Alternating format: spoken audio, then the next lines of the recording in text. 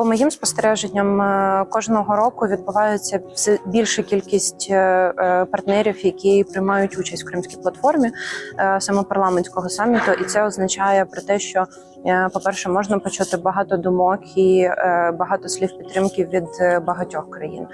Долучаються все нові і нові країни, які відверто питають про те, що ви хочете, щоб ми сказали, що ми маємо, яким чином ми ще можемо підтримати Україну, і особливо зараз в цей момент.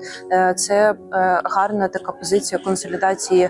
європейських партнерів, не тільки європейських партнерів навколо України, яка показує, що Україна не сама в перемовних процесах, на лінії бою, з питаннях відновлення, що є певна спільнота країн, які підтримують Україну, і є представники депутатських фракцій від різних іноземних парламентів, які, наприклад, незважаючи там на позицію, можливо, президента або уряду, вони висловлюють підтримку України і гарантують про те, що саме від парламентів буде підтримка.